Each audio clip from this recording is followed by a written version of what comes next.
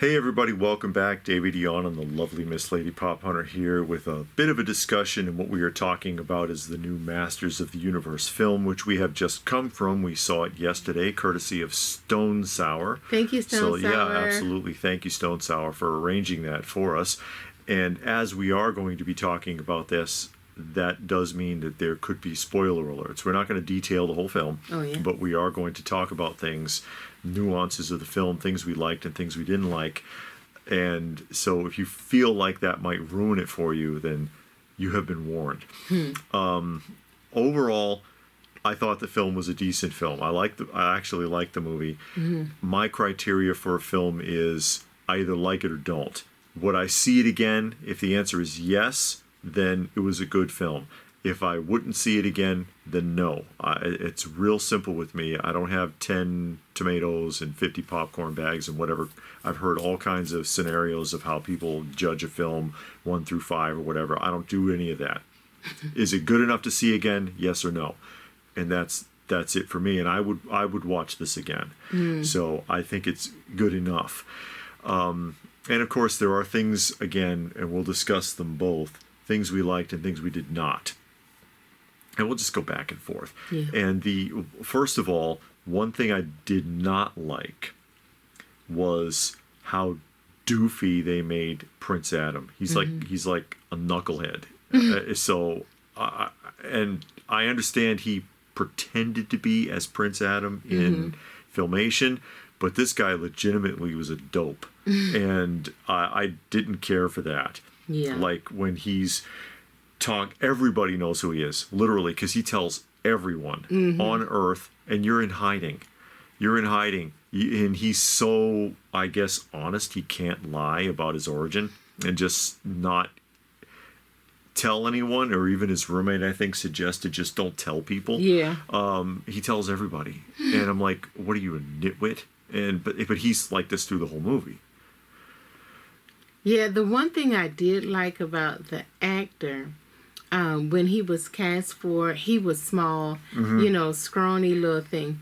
And he started working out, and people gave him a hard time. You're not big enough. They picked on him, yeah. And so he started working out, and then they canceled the show, and they brought it back, and, he continued to work out, and he got real fit for the show. He got muscular, and also he learned the fight scenes. He learned how to fight. They didn't cut away. He did a lot of his own stunts and stuff. Yeah, he did the fighting.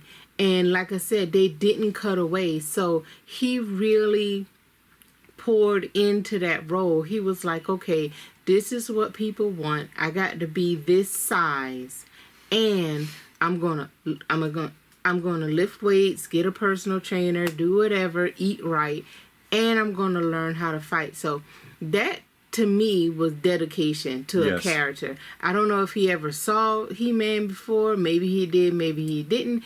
But he sure poured himself into the character so he can make it as accurate as he could as far as the look goes. And I think he did a good job with that. Yeah. Although he couldn't shut up, I did like that he knew who he was. It wasn't like a discovery thing. Yeah. That's tired. Yeah, I did like that. He knew he was Prince Adam when he was on Eternia. Before he left Eternia, the sorceress told him, gave him the sword and told him he was going to have powers and all of this. He didn't get the whole concept of what that meant, but he knew. Young. Yeah. And everybody knew. His mama knew. I think his dad probably didn't, but at least his mom knew before he left. Yeah, well, because she was present. She was present when the sorceress told him to take the sword, so she knew what was going on. I did like how they developed his character, because there is a growth period within him where he begins to learn about himself and learn, like when you get to the end of the film and it's explained to him, or he starts to understand it's not about the sword, because he had such personally in strong ethics and empathy and morals, he could be fully entrusted with the power himself. So whereas others would have had to have wielded the sword, he can wield the power directly, which was important to character development, how he built to that stage. The reconciliation with his father, where his father explained to him, hey, listen, in this, the way things are here, I knew you needed to be strong. I didn't know how else to deal with it or how else to teach you, but that doesn't mean I didn't care, didn't love you, whatever. There's a lot of character development. There's a lot of character development with Man-at-Arms, with Duncan, where he goes through those stages where, you know, his confidence was shaken and he became an alcoholic. And then, but seeing Adam returned renewed his faith in himself, and you watch that development. That those are important for a heroic character.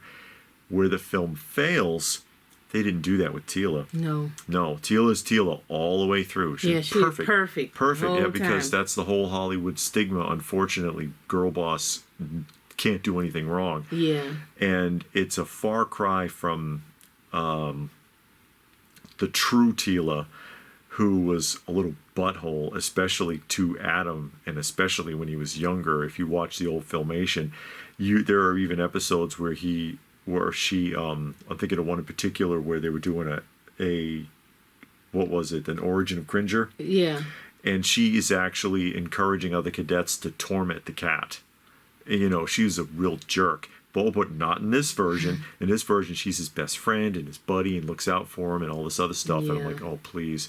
And there was room for growth with her. Like, she could have been a jerk when she was a kid. And then when she came back and found him, she could have been like, you know, hey, he says, I remember you used to tease me or whatever. And she was like, I've changed, Adam. I'm sorry about that. And you could have had something there. No. Couldn't do it. Yeah, and it got kind of annoying. But I understood, and they could have used it as a growth.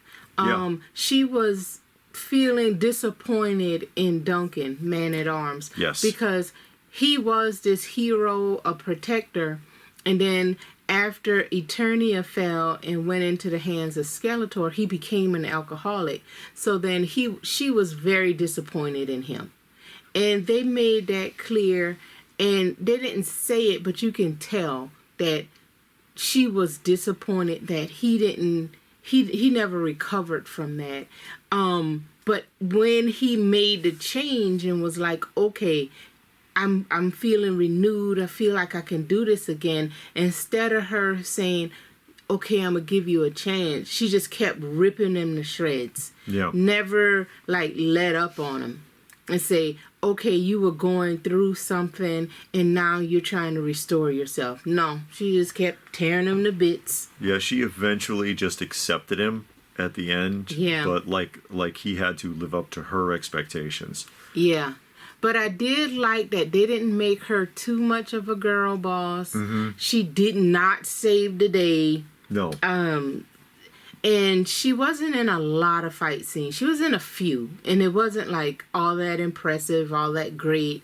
And it wasn't too long. So that was good, you know. And then there was the other girl boss.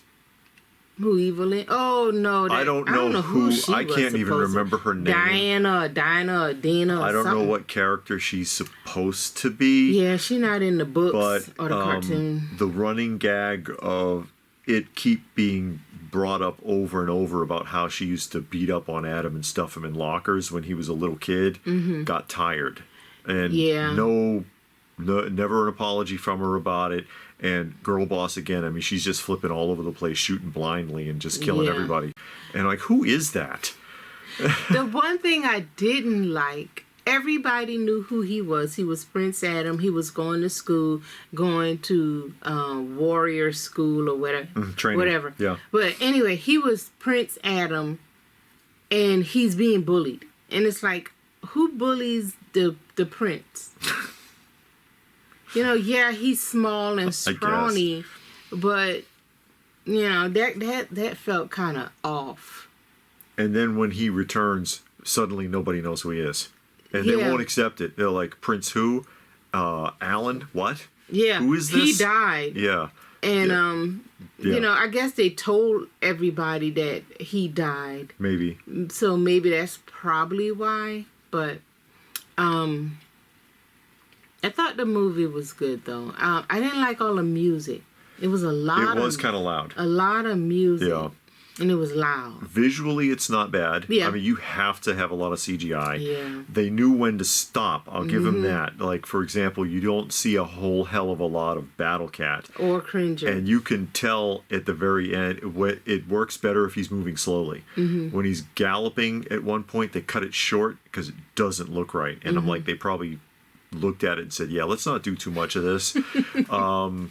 But for the most part, the you know, a lot of CGI is kind of necessary. Yeah. And for to pull it off, and I'm like, the way that it was done, I mean, they didn't darken it too much. You know, if you go to a film with a lot of CGI and it's real dark, like The Mandalorian, it's because they're covering up pixelization.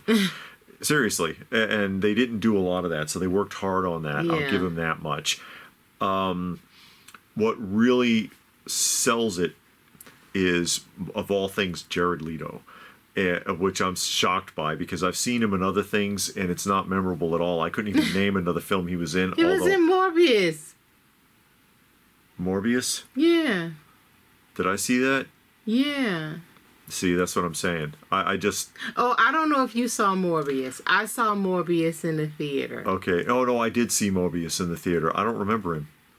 He was the vampire, the main guy. He was Morbius. This is what I'm telling you. I literally, I know I've seen him in movies and don't even care because I don't think he's that good. And I don't remember, or the films are really awful, like Morbius is a terrible film. Oh, was it? Yeah, it was terrible and rushed and bad CGI and just a mess. But I was all right with it. because you never read the character. Exactly. Now that I have read parts of it, oh man, I did think back to the movie, and I'm like, wait a minute. Yeah. You know. But I've seen him in things, and it's just. But this, he pulls off. As Skeletor, he makes Skeletor interesting. Yeah. And fun, and it feels like Skeletor, and you're like even the bad jokes or the internal humor or the displeasure with everybody, like everybody's morons but him, and he's frustrated. You get a sense of all of that. I liked that. I liked the way he did it. The look of Skeletor is okay. I mean, obviously it's not a Filmation Skeletor, but he looks well enough, and they did a good job with it, and he's able to emote through the skull, like on the cartoon, which worked out well. I wish they had touched on the Keldor aspect a little better. Yeah, I thought they were going to go there like twice. It's and alluded to. Didn't. It was alluded to at the very end when the things that Adam is saying, for example, when he tries to reason with him one last time, and he was like, hey, listen, we can still talk. We don't have to fight. And, you know, maybe you're upset because you didn't get to be king. Maybe you're upset because of how you were treated when you were a child. And then Keldor is like, you know, he looks at him all quizzically like, what? Like, how do you know that? And that's a Keldor reference, but they never say it. Yeah. They never say it. I do like that they brought Dolph Lundgren. There's a lot of Easter eggs in this. Yeah, that was nice. I like that they tried to put in as many characters as they could. And then in Adam's room on Earth, he had a lot of drawings of characters. So you saw a lot of characters. They tried to bring a lot of characters in, even for like kind of cameos or just in the background. And you can say, oh, that's so-and-so, that's so-and-so. I thought that was good. I mean, they didn't overdo it with characters, but they tried to bring a bunch in, or at least put their picture up somewhere where you can see it and say, oh, that's Manny Faces, that's this character, that's that character. And I thought that was pretty well done. Yeah, and the big Easter egg, of course, is the adult collector's toy store that was there, the Fright Zone. That's the name of it. Yeah, the Fright Zone, and it's full of all these 60s and 70s Mattel toys. You know, there's Major Matt Mason and Big Jim and all this stuff is in there. And, you know, if you're looking around, you see the whole history of Mattel in that store, which was a nice touch. But, you know, and plus also that's the audience that they're reaching out to with this film, really, if we're being honest. Orko, a lot of people like Orko wasn't in it. Orko wasn't in it. There's a cameo at the very end. Yeah. And you can see why Orko wasn't in it, because he looks awful. I'm glad Orko wasn't in it, because if Orko was in it, it would have been like Cringer. Cringer was in the movie, what, maybe 5 minutes? Altogether.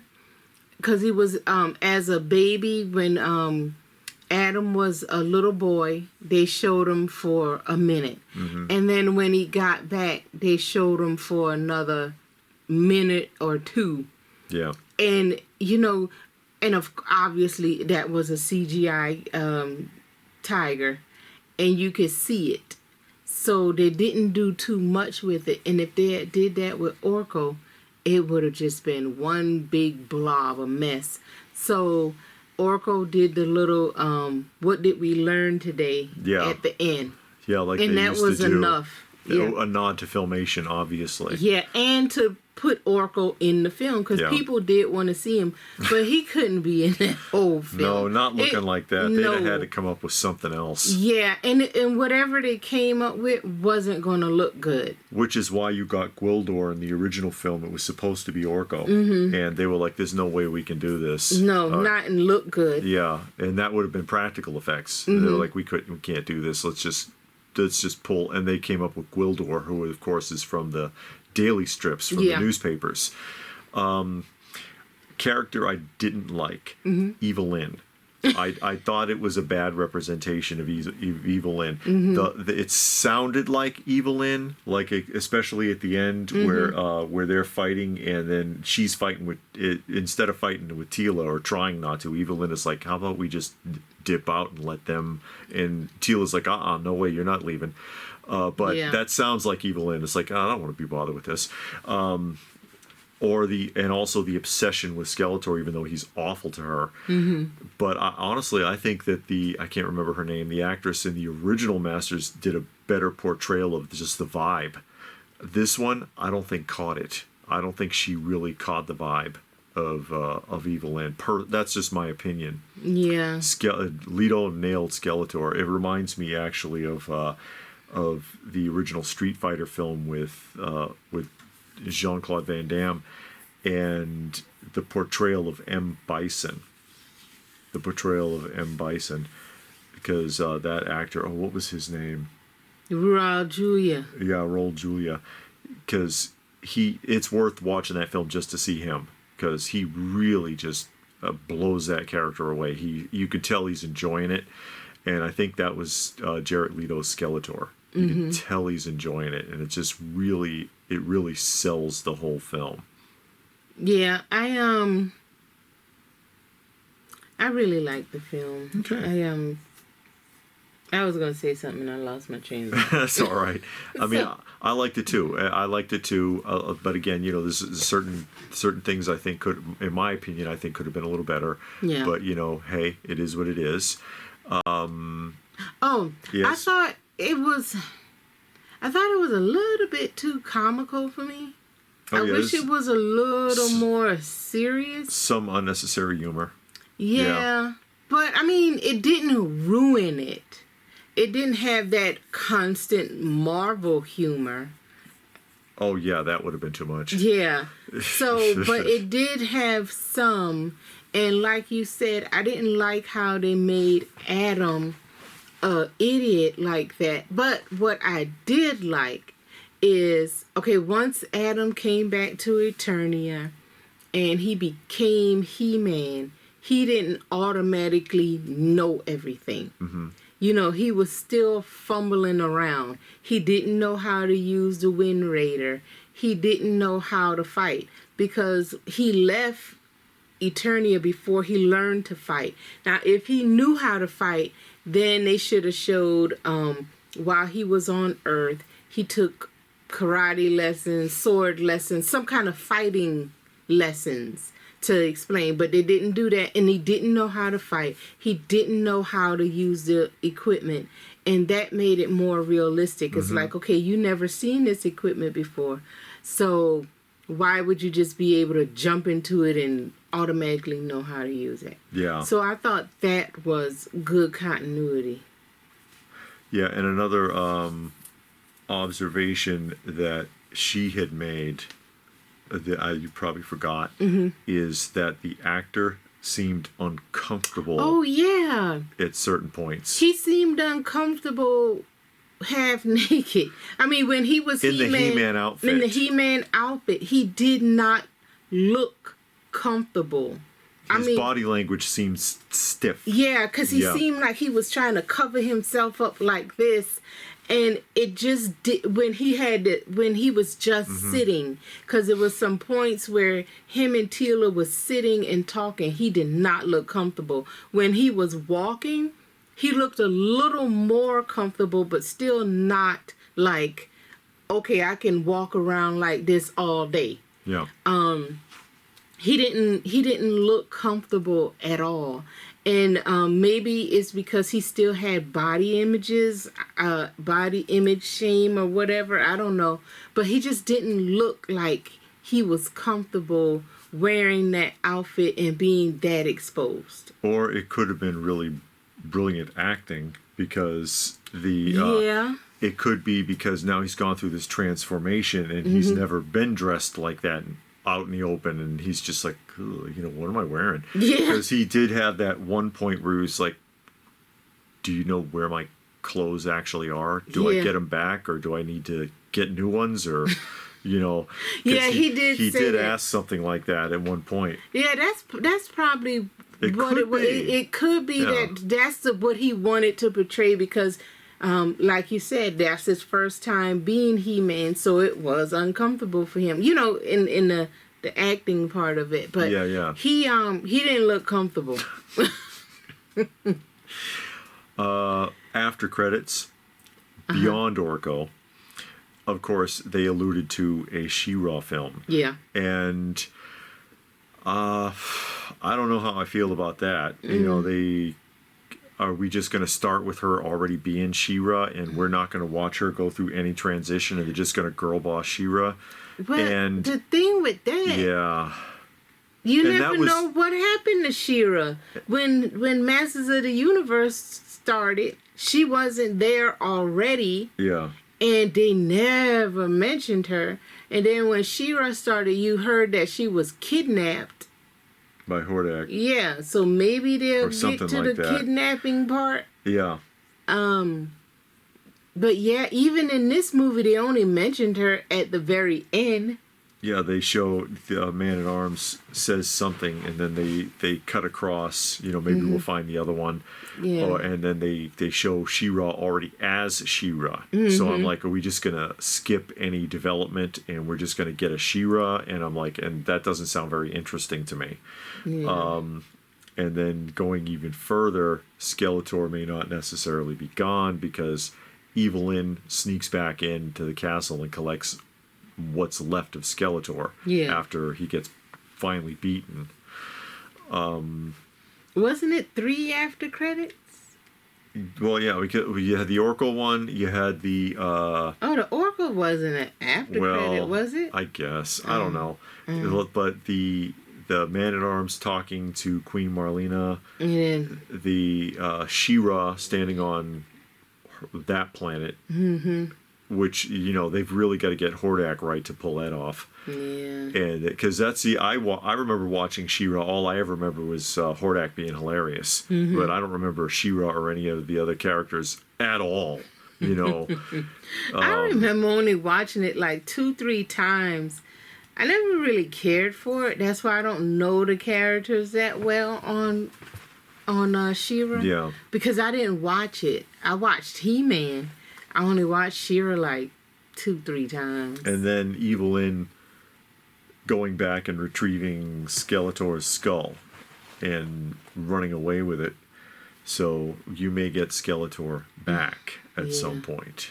Mechanic was weird. with Very swinging weird. his neck around, fighting with his neck. His wing. I mean, he's just standing there, and his neck is just snapping all over the place, hitting people. And even they said that he was weird. I mean, I think Duncan at one point said, "Yeah, He was annoying. yeah, he's a pest." You know. I was okay with Roboto being a female. Yeah. That was okay. I guess that doesn't. It was okay Yeah. that Triclops was black, and even Duncan being black, I guess. Because of course, Teela is also adopted. Because in the lore, Yeah. Fisto is her father. Fisto. Well, okay, it's two storylines. Oh boy. Okay, one, the sorceress and Fisto. That's her parents. Okay. The second one, she was created by Skeletor. I see. So like Smurfette. Right. Yeah. In one lore, she was created by Skeletor. And I think she was left. I can't remember fully how it goes, but I think she was left and Duncan found her and raised her up. The other story, it was the sorceress and Fisto had a child, and I think they even touched on that in 200X. Yeah. But I know it's in like the mini comics or something like that because I read it, and I want to say that's how it went in 200X. They kind of alluded to it in 200X, not flat out said it, but Okay. so. But I mean, those little changes were okay. It wasn't bad. No, it was like I said, it was still a good film. We Yeah. just, we're looking at some pluses and minuses throughout the film. The Easter eggs were a nice nod. The humor got to be a bit too much. I mean, they made the Fisto fist joke, and that was enough. They didn't need to do it 4 or 5 more times. Because it's from a famous meme. You all know it, with the Fisto. I fisted as hard as I could, He-Man. You know the joke. But they didn't need to keep going back to it. Yeah. You know what I mean? Yeah. Stuff like that. They could have done without, but otherwise it was fine. Yeah. It's worth watching.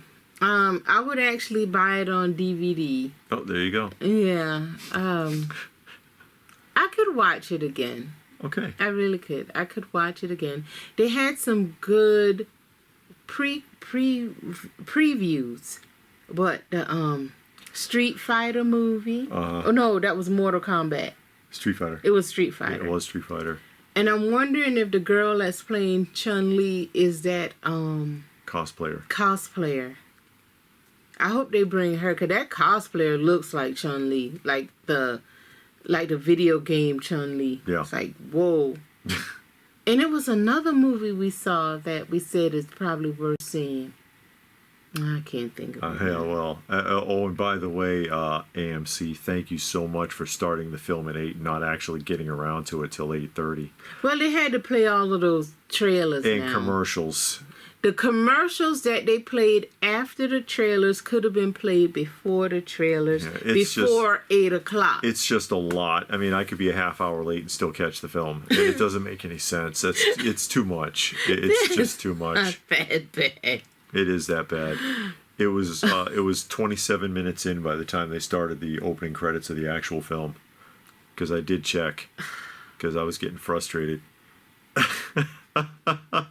Anyways.